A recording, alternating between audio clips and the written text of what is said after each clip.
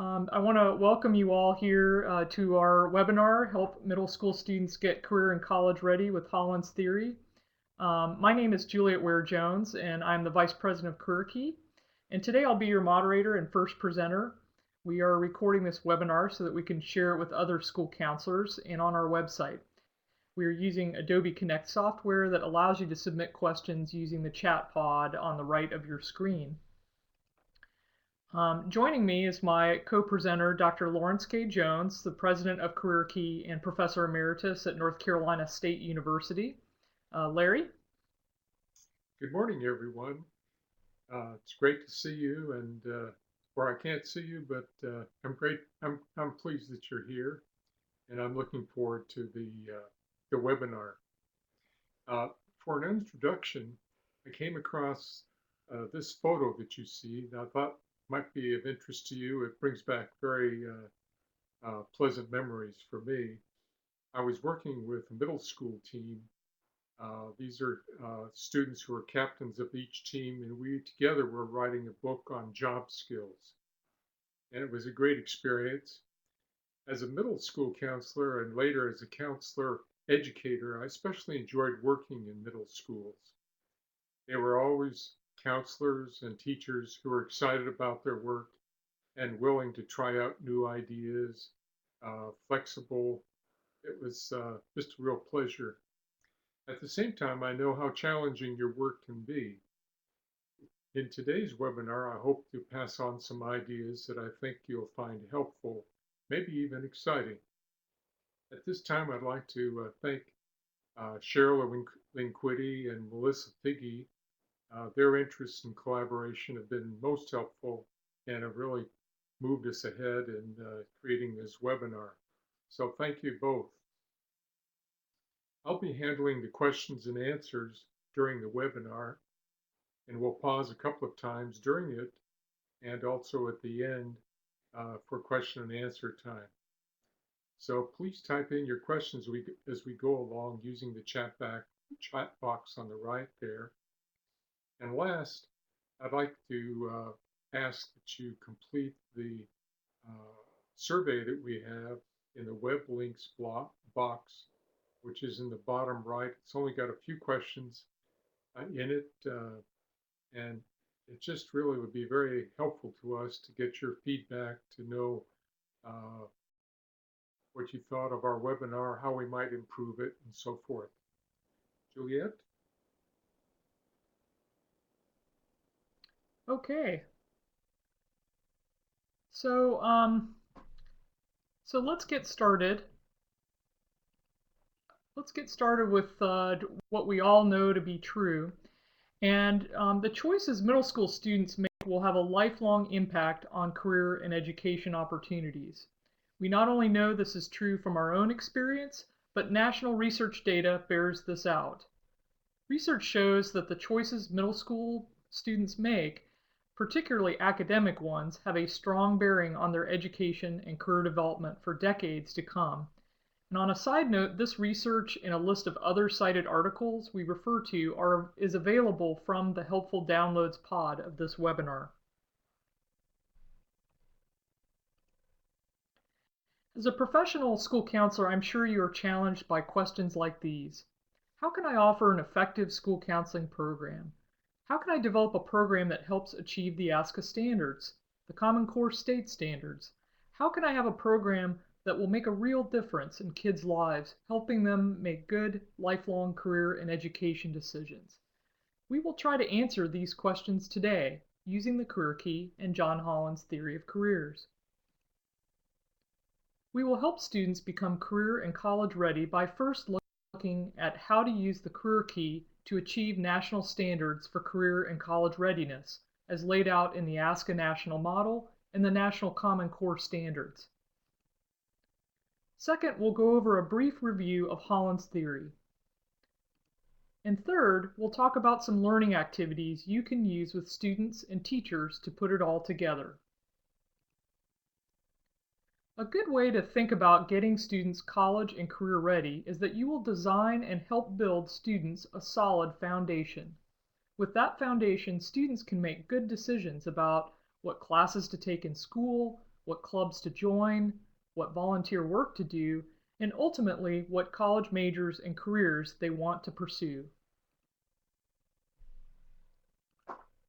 Oh, and it's a way to connect students' education to the real world. So how do you build that foundation? You start by designing career activities that make the biggest impact on readiness. The good news is that you don't need to start from scratch. We recommend taking advantage of the research and work of others. The American School Counselor Association's national model and the Common Core standards are already there to help guide you as to what competencies to include in your program. As a school counselor and later as a counselor educator, Larry helped counselors and teachers in creating school counseling programs. We believe ASCA's national model is a key ingredient to program success. The model contains student competencies in the academic, career, and personal social areas. These are all areas that help students get college and career ready. So we developed a whole section of our website on best practices for achieving the national standards, both with career development activities in general and in using the Career Key test and website. We'll show you those in a minute. The purpose of the Common Core standards is to prepare students for college and career, very much like the ASCA standards and the Career Key. Most students have adopted the core standards, like California, and because teachers need to adopt these standards, any way school counselors can collaborate with teachers to help integrate them into the curriculum, make them a more valued partner. It's a win-win for teachers and counselors. We will be discussing Common Core more when we get to the suggested learning activities part of the webinar. So, what's the best way to design and develop that foundation for students with an effective school counseling program? ASCA Standards recommend that you should cover or cluster multiple competencies in each learning activity. You have limited time and student attention, so why not cover as many competencies as you think are important? You will be more efficient and effective. Clustering competencies in each activity or lesson is an important part of developing an outstanding program. Here on the Career Key website, you see our article, Achieving ASCA Student Standards. The important web links pod of this webinar links directly to it, and if you click on it, a browser window will open. The arrow shows our link to recommendations for developing an outstanding program. Following ASCA's lead, Larry has written a whole section on how to cluster competencies and how you can identify Career Key resources to use to strengthen student competencies in the academic, career, and personal social areas. Why go through this clustering effort? You can avoid unnecessary duplication, reinforce learning from previous activities, and use this knowledge to more effectively involve teachers. So let's take, for example, the career and academic development competencies. They go well together, and there is a lot of overlap. So let's look at a specific example of how that works. So let's look at a cluster around learning and using effective decision-making skills. We use this example on our website. First, read over just a few of these competencies covered in this cluster. There's problem solving, understanding the importance of planning, and understanding consequences of decisions. Notice that focusing on decision-making skills gives you several powerful advantages. You will cover numerous student competencies, giving you the opportunity to do more with less. You'll consider how these competencies relate to each other, how you and your team can organize learning and work together most effectively, and you'll have a coherent theme that everyone can understand and support: teachers, administrators, parents, and students. A final caveat to keep in mind when deciding what competencies you want to cover in your activities is the statement in the ASCA National Model Manual. Quote, "These listings are not meant to be all-inclusive, nor is any individual program expected to include all the competencies in the school counseling program." End of quote. So in other words, you may want to include other competencies, and that's what we'll do when we turn to the Common Core standards. Larry has developed a guide to using the Career Key to meet ASCA standards, showing exactly what competencies are covered in each activity or resource. You can download it from this webinar or from our website. In addition to downloading our PDF guide, you can also click on specific standards at our website to see examples of activities we recommend. Here, the yellow arrow points to a link to develop career awareness. You can see some of the ways Career Key can be used to meet the student competencies for this standard, including taking the Career Key test and how students should evaluate the career information found during the assessment. So as you take this time to build a house or foundation, one thing to consider is the quality of your building materials. I think we can all agree that using top quality materials makes a huge difference in how long buildings last and perform their functions of protection and comfort. Similarly, you want students to take advantage of the best science and practices of career counseling. What approaches work? What does research say is the best way to prepare students for career and education success? We believe understanding Holland's theory and how it applies to career and college majors decisions is a critical building block for the student's foundation. School counselors are blessed. We have a theory that is simple, easy to understand, and it is based on many scientific studies, one of the few in the field. Using it intelligently, we know we are on solid ground. We can truly help students. In 2010, on the 50th anniversary of the introduction of Holland's theory, Dr. Margaret Nauta wrote an article in the Journal of Counseling Psychology. In it, she summed up and assessed the theory's scientific status and impact on counseling. Essentially, the theory has been a success with continuing relevance and important to counselors. And we see that Holland wanted to make his theory practical and user-friendly, that the scientific evidence supports much of the theory, and that it is widely used by counselors. Of course, evidence and research is important, but ultimately people need to understand the theory and adopt it. Holland's theory makes sense. Students, parents, and teachers recognize the truth in the concept of person-environment fit. They see it in themselves, and they see it in others. Holland's theory can be summarized in 6 statements in the image of Holland's hexagon. I'm going to go through them, but you can read these statements and much more on our website in our Holland's Theory of Career Choice article. The first statement is that most people are one of 6 personality types: realistic, investigative, artistic, social, enterprising, and conventional. The 6 are sometimes referred to as the ASCA.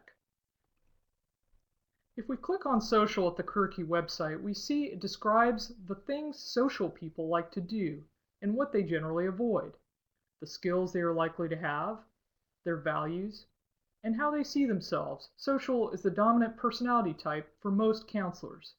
Enterprising is also often strong. The phrase Holland codes comes from the use of the 3 ASCA types to describe an individual or to classify occupations. So for example, school counselors classified as SEA, social, enterprising, and artistic.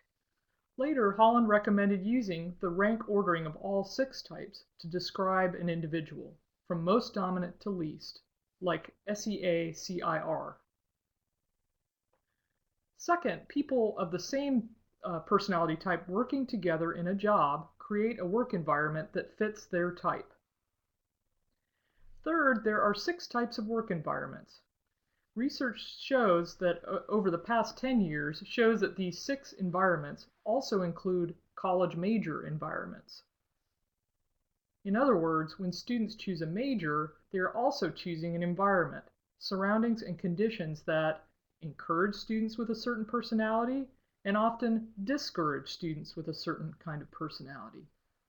Is this true for students who choose a career cluster or pathway or some other course of study in schools? We don't know. No research has investigated this yet, but it seems likely. You can learn more about college major environments on the Career Key website. Fourth, people search for environments where they can use their skills and abilities and express their values and attitudes. They are looking for a congruent match. For example, investigative types search for investigative environments, and artistic types look for artistic environments. Fifth, people who choose to work in an environment similar to their personality type are more likely to be successful and satisfied. And sixth, how you act and feel at work depends on how well your personality is matched with your workplace or school environment. This is called congruence. The underlying structure of Holland's theory is the hexagon. It shows the relationship between the personality types and environments. Notice that the types closest to each other are more alike than those farther away. You can see this most clearly when you compare the personalities opposite each other on the hexagon. For example, if you read the description of the types for realistic and social, you would see that they are virtually the opposite of each other.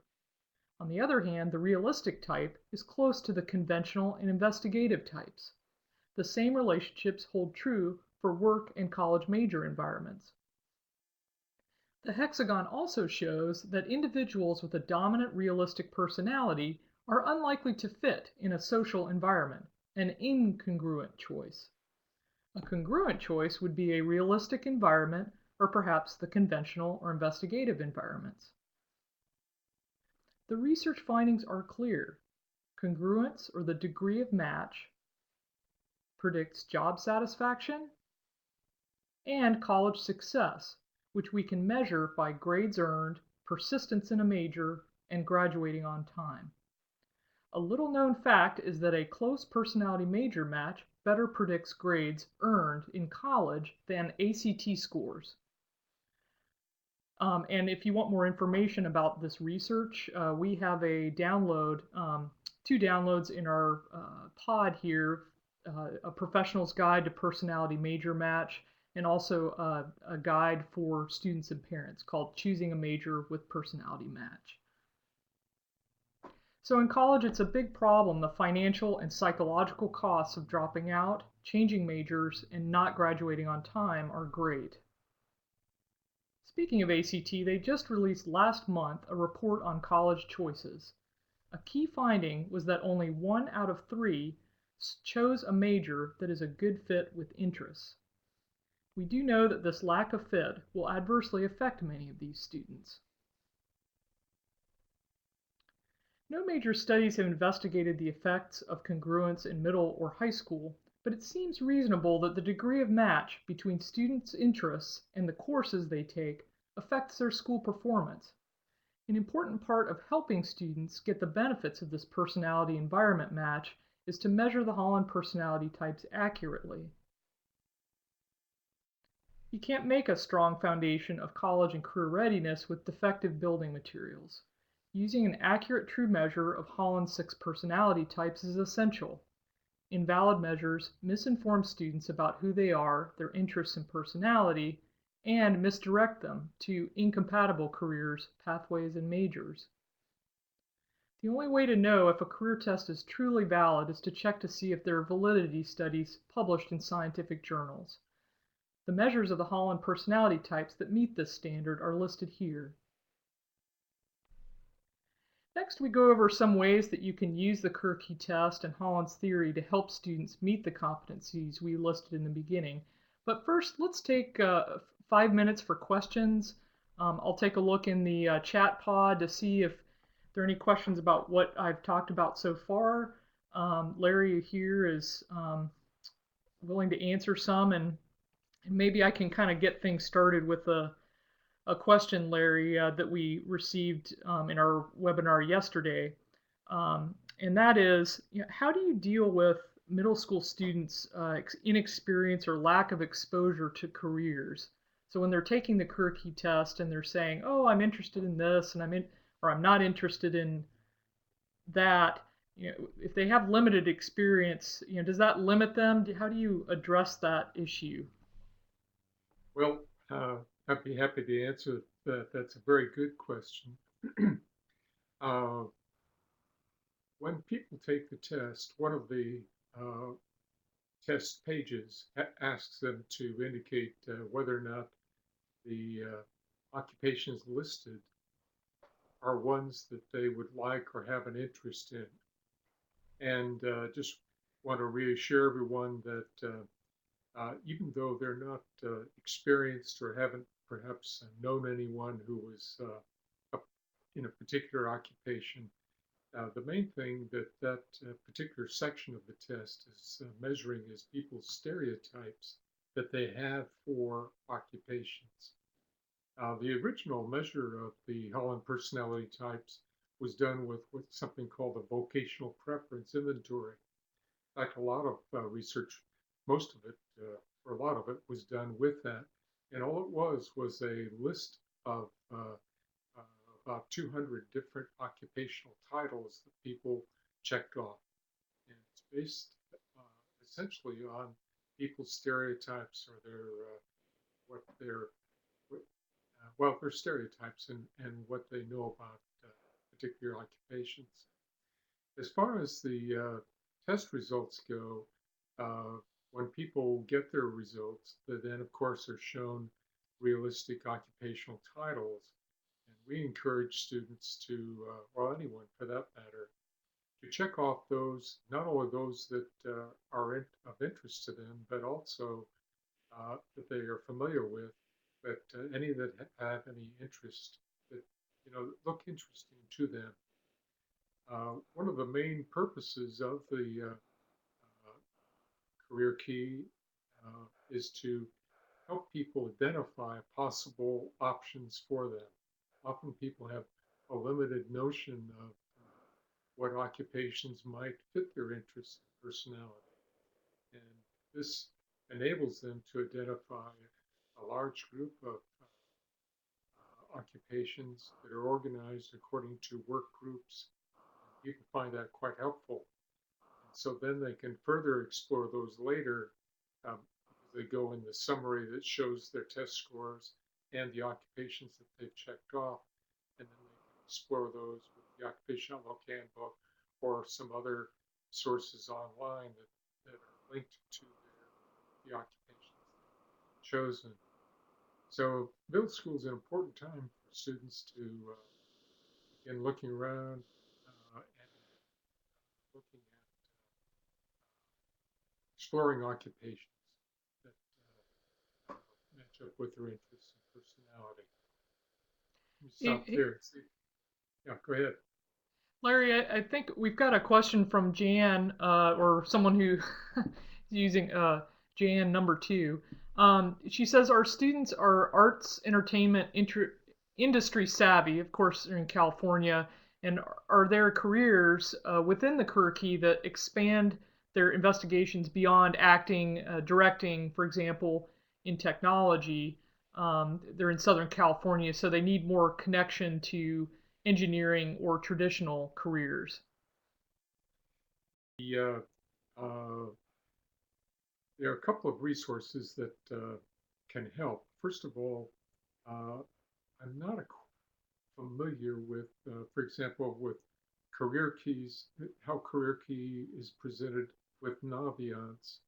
Uh, uh, so that, but with our own website, what we've done is to link it to the description of on the Occupational Outlook Handbook. So, for example, if you're looking up actor, and it'll describe a course and give the outlook for it and so forth. But also at the bottom it says related occupations. So if you click on that, then you can see a many, many more occupations that are related to that particular interest area and to that particular occupation. Another option is to go on our website and to look up that particular occupation, and it'll link you to the Occupational Outlook Handbook and allow you to do just what I described. Another option is we have a book that an e-booklet that's called Matchup, and it's particularly useful for identifying college majors that are related to particular interests. I realize this is a little different, but it lists 1,400 different instructional programs, college majors. So if you looked up, for example, in the art area, if you looked up under artistic, you would see many, many uh, college majors that are related to that. So, and it's comprehensive. It includes all majors that are related to the artistic personality type. Over 1,400 college majors are listed. So that's another option. Certainly, we'll be talking in a moment about doing career exploration, and you'll find in the self-help articles that I'll be referring to ways that students can do further career exploration to identify other occupations that are related to it. Larry, I would also add something else. I am familiar with how Naviance displays uh, the Kurki test, and I think the occupations that Naviance shows are pretty close to what is in our current test that we have on our website. And I know that sometimes students do not look outside the box in terms of there are a number of occupations, for example, in the realistic area, the social area that have to do with I'm thinking of audio broadcast technician. Um, there are a number in journalistic careers, writing careers that not everybody can be an actor. So what are sort of some related careers that might be compatible with their personality type? So I think encouraging students to explore as many, their top three personality types, not just artistic. See what their second and third types are, and see what occupations are listed that fit in that industry. Um, and then Jan, to answer your question about the title of the ebook, it's match up your personality to college majors. And I'll write it in the chat box too. Are there any other questions before we move on? Okay, Larry. So we're going to finish off our webinar with the final section on creating learning activities, and Larry will be presenting this part. And again, just if you can submit questions through the chat box, do that during the while we're talking.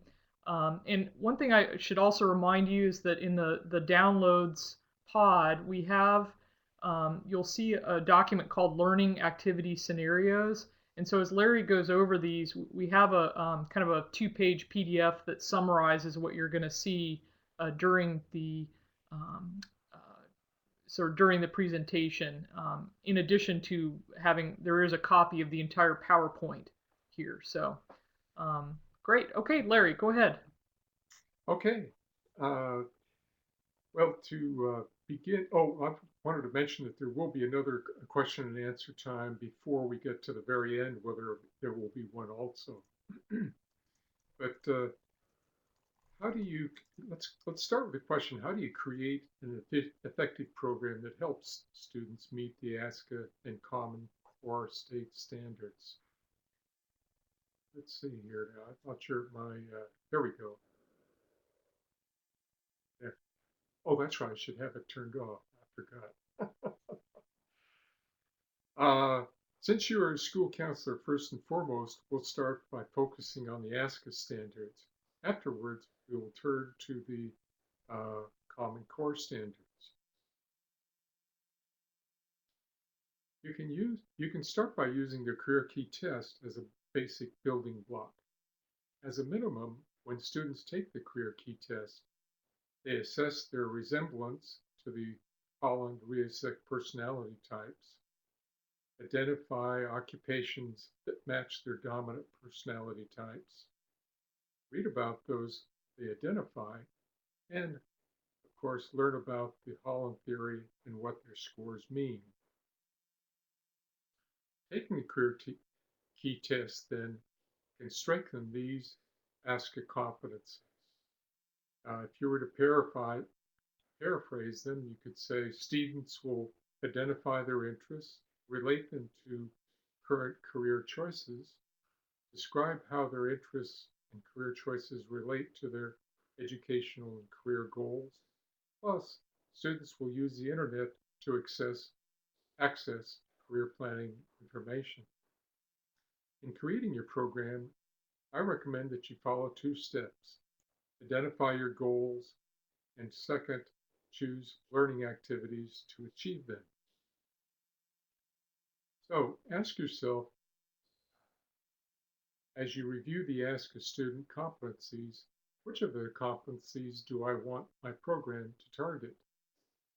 As a learning activity, how can I use the Career Key Test to strengthen these competencies? For example, you might choose students will identify personal skills, interests, and abilities and relate them to current career choices.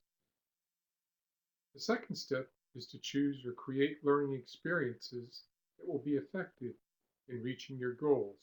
Let's take a look at experiences of taking the Career Key Test. You want to ask yourself, what do students learn by taking it? Is the effect of the experience strong enough by itself for students to learn the competencies I am targeting?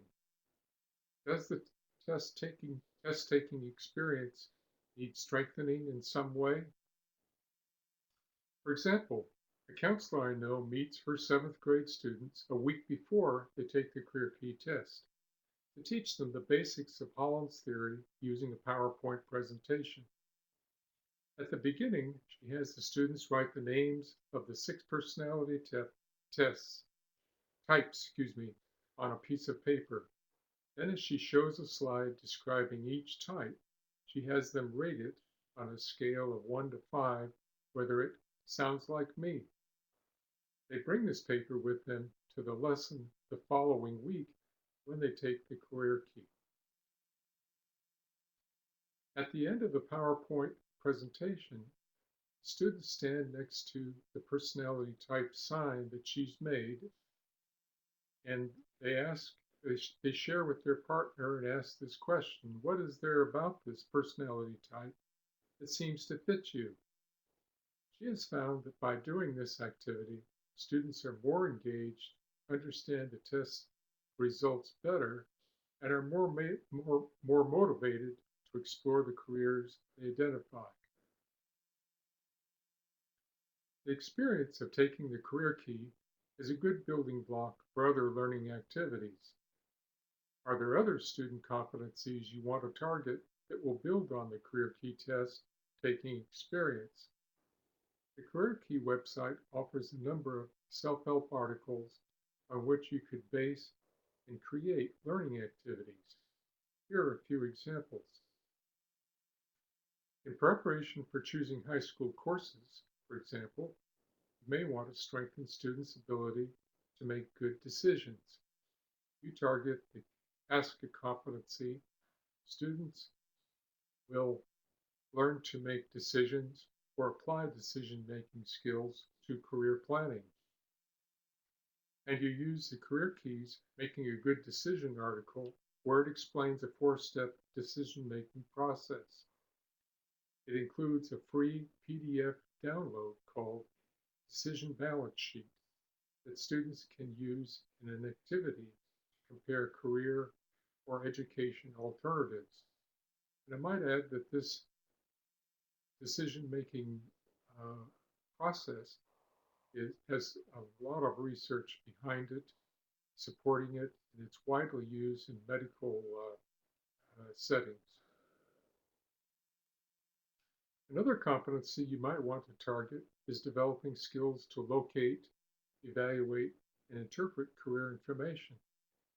The Career Key website has 2 articles with articles we recommend. Learn about occupations and learn about the jobs that interest me. This particular article includes information interviewing, and you could use this activity to strengthen this competency. To help you identify other resources on our website, we created this guide. It shows the ASCA competencies covered by the self-help articles and other resources. You can download it from this webinar or our website. We now turn to the Common Core State Standards, often called the Common Core. They are developed by states to prepare students to be career and college ready. They are important to school counselors for several reasons. Most states have adopted them. They promise to help students become better prepared for college and careers, job security, and effectiveness.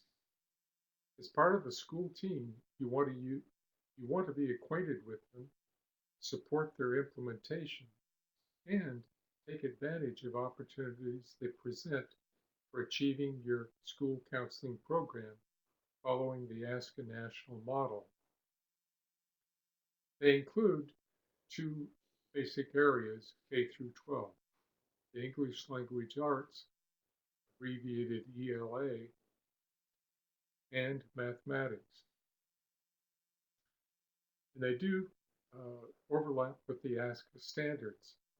Here we have a quote that I found on the web from a Vermont school counselor with 18 years of experience.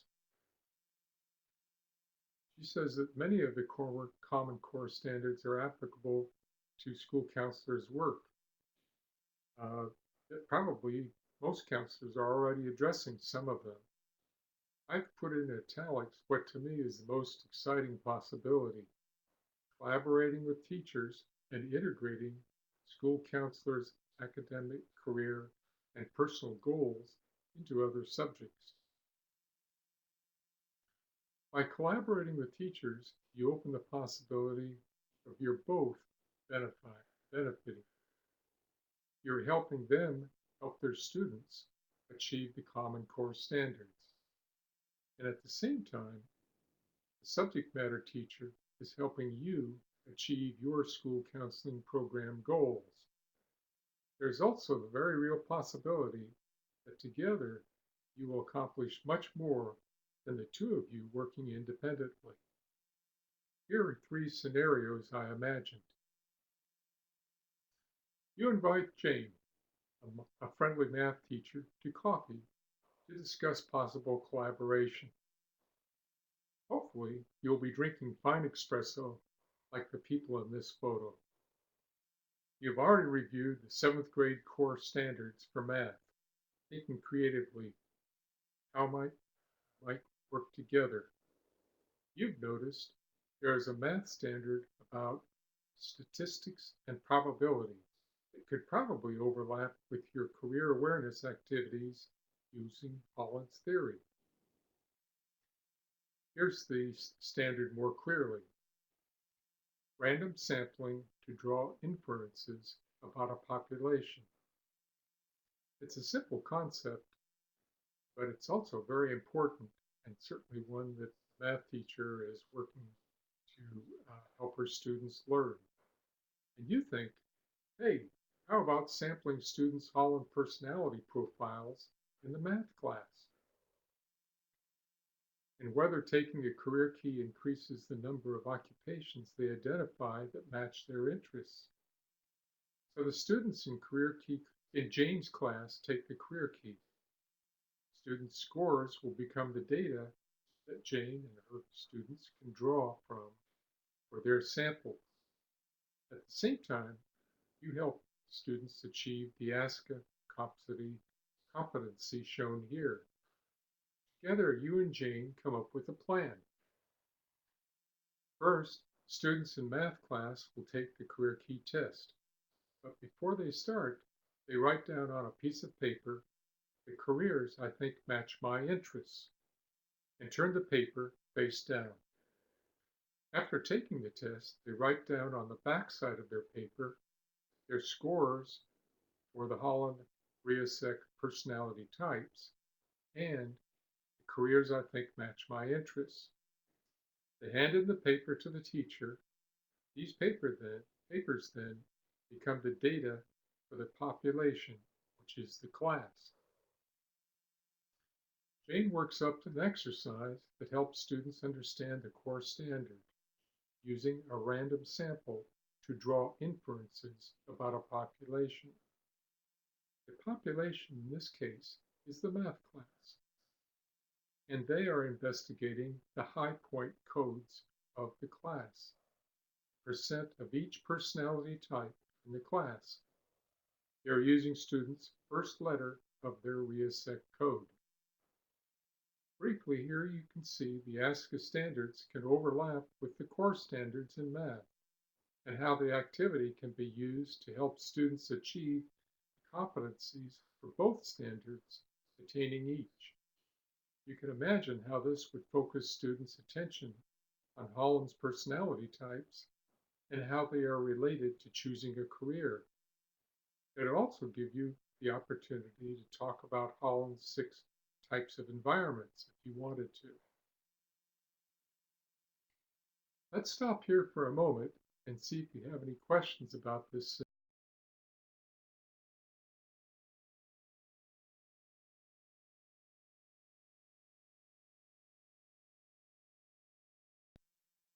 So, any questions up to this point?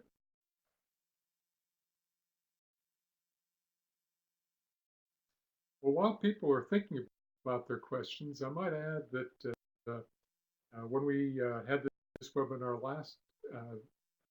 yesterday, one of the questions came up about the stability of interests of students' interests in middle school, which I thought was an excellent question. And we only have a partial answer, unfortunately. We know that from 8th grade to 12th grade, that students their interests are highly stable. I was looking over a study that I had in the file. I'll just show it up here. This was stability of interest across ethnicity and gender, a longitudinal examination of grades. It's published in the Journal of Vocational Behavior. And what was of interest to me was that in their report, they say that there's a high degree of stability across both ethnicity and gender. So they followed like 70,000 students from the 8th grade to the 12th grade. These are scientists connected with ACT, and the measure they used, of course, was the UNIACT. And so they found that looking across about 5 or 6 different ethnic groups and looking across gender, that the interests of the students were stable or highly stable during this period from 8th to the 12th grade. Unfortunately, there is very little research out there before the 8th grade, but we do know that there is a crystallization process that's going on, and that it's important for students to begin thinking about what their career and what their educational direction is. And I think that to a large degree they can depend on their interests. It certainly is a time also to encourage students to explore activities, even though they in areas that might sharpen their interests. So, for example, they might sign up for a photography class, even though they're a little unsure about whether or not that one, or an activity, maybe with a camera club or something like that. So by participating in that kind of an activity, they might clarify and sharpen whether or not their interest in this area is a true one or not. So let me just stop there and see if we have any questions at this point.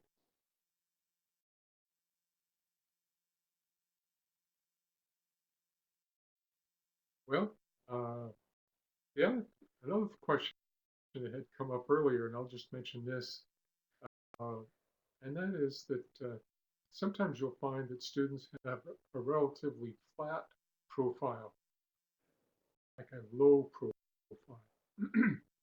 uh, and it relates to what I was saying a moment ago, and that is it's conceivable that some students may have a very live kind of a rather insular life and uh, perhaps don't have an opportunity to explore a number of activities and see people in different occupations that would help strengthen or crystallize their interests. The other thing that you need to be aware of or conscious, which you likely are, is uh, uh, the attitude that students take when they actually take the career key test. They may not take it seriously. Another issue is their mood or attitude. For example, uh, students who are depressed are likely to have a relatively flat profile. It looks like Jan is typing a comment or a question. Let's just see if she has a question that I might answer.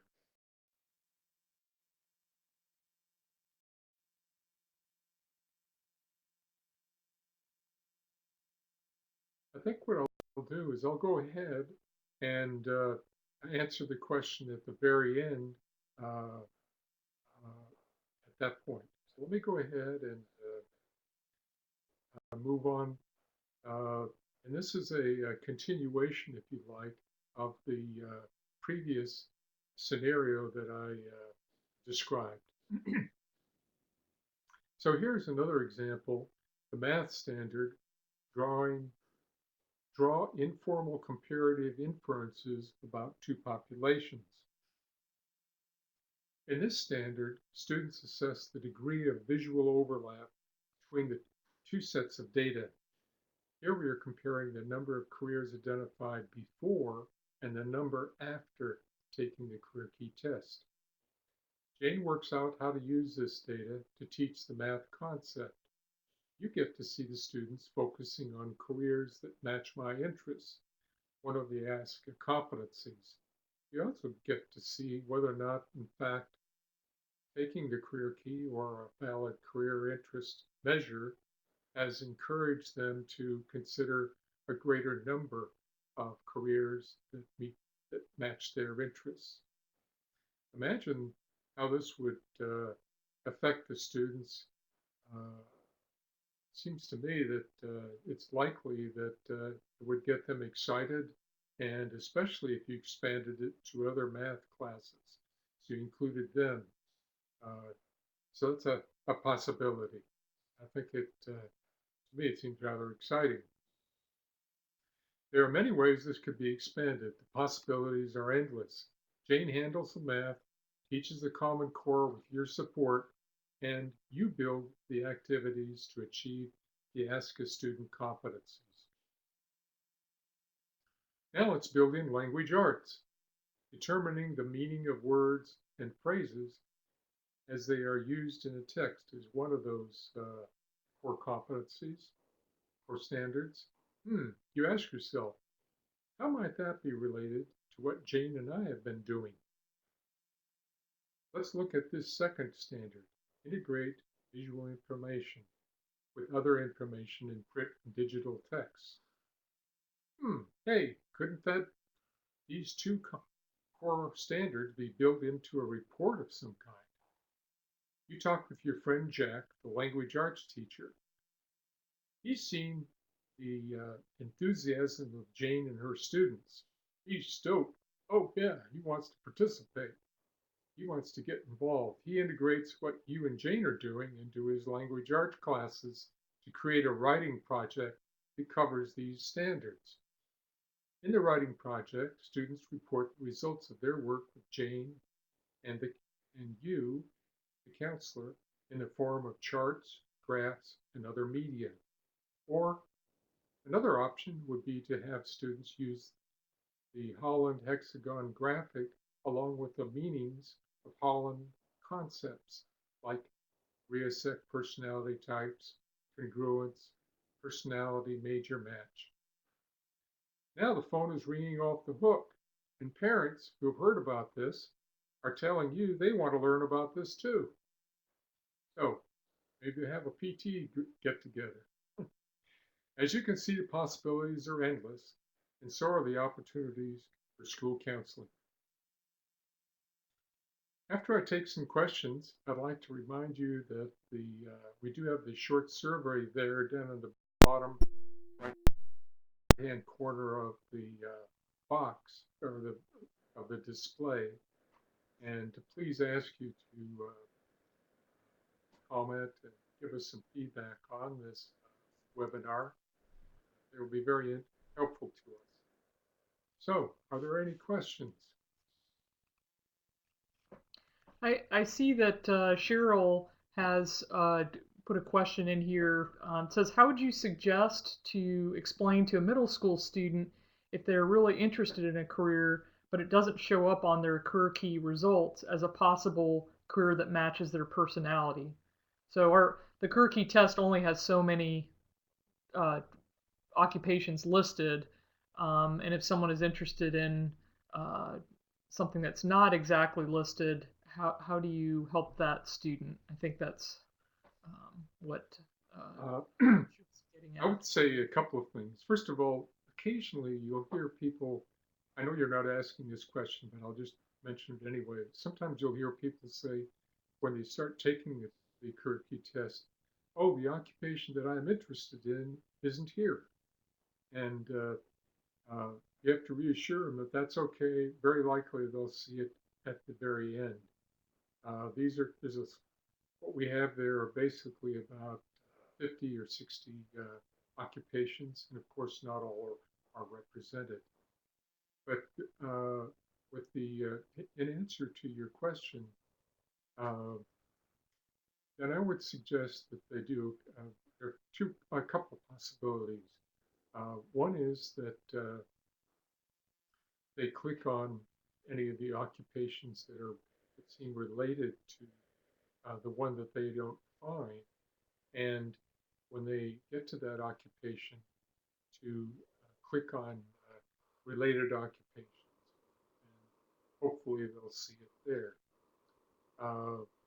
They can also do that on our website. Another possibility is we do have career exploration. They can go to the Occupation Outlook Handbook online, and they can enter the career of interest, and they very likely will see it there. Of course, it doesn't include all occupations. If they check on related questions, very likely they'll find it there. The last thing I'd mention is that we do have some self-help articles that encourage students and help them in their career exploration. And by following these, very likely they'll be able to learn more about that occupation. I have one suggestion, and Larry, comment on this to tell me what you think about this. But let me use an example that you might find. The CSI TV show is very popular, and so people want to know, how do I become a Gus Grissom kind of character, or forensic scientist? And if they don't see it on the career list, I think one thing that they can do, well, first of all, you might point them to related occupations offered during the career key test. Like I believe there's science technician or biological technician. Um, but they can also go to the ONET website to look up a specific occupation, like the one that they're interested in. So I don't know what the ONET occupational title is, but it's probably forensic scientist, forensic science technician. And if you click on it, it will show you what interests, what the Holland codes are for that occupation. Although ONET's interest profile is not a valid measure of the Holland types, there the three-letter codes that they have for the occupations themselves, we've found to be generally accurate. So, they could go to the ONET connector or My Next Move, type in forensic scientist in the occupation finder, and then look at the Holland codes and see if they're close to what their strongest personality types are. I don't know what you think about that, Larry, but that's one way to look up an occupation and see the code for it. I think that's a good idea. Are there any other questions? And while Cheryl is, if there are any other questions, what we found is that the ONET website has a lot more occupations in it, but the information is a little bit harder to, um, in our views, not quite as practical and helpful as the Occupational Outlook Handbook. But the Occupational Outlook Handbook has a slightly smaller number of occupations and careers. So, and actually, to get back to Jan's earlier question about artistic careers, that if someone wants to look up, say, a grip, I believe that's an occupation that is probably in Southern California, but is not listed in the career key test. You could probably only find on the ONET website. I haven't tested it out, but I'm trying to think of a sort of a career in that industry that is not actor, director, producer, that type of thing. It's a more technical occupation. One thing that Jan asks is, I'll just read it. I hear from Melissa Piggy that Road Trip Nation offers digital interviews with career people, so our middle school kids can hear from people in their fields. Is that ready for us to access? And I've accessed it myself on the website and found it quite interesting. It would be helpful if it had been organized according to the Holland personality types, but even so, the interviews I thought were quite well done, and that's certainly I found it on the website, so I'm hopeful that it is on your website also. Yeah, I love Road Trip Nation. I think their interviews are so much better than what you can get uh, elsewhere, especially on commercial sites on the web. There's all kinds of stuff, and yeah, Road Trip.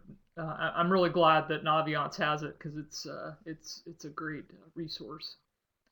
If there are any other questions, it looks like might get one more. And by the way, I'm going to forward a little bit.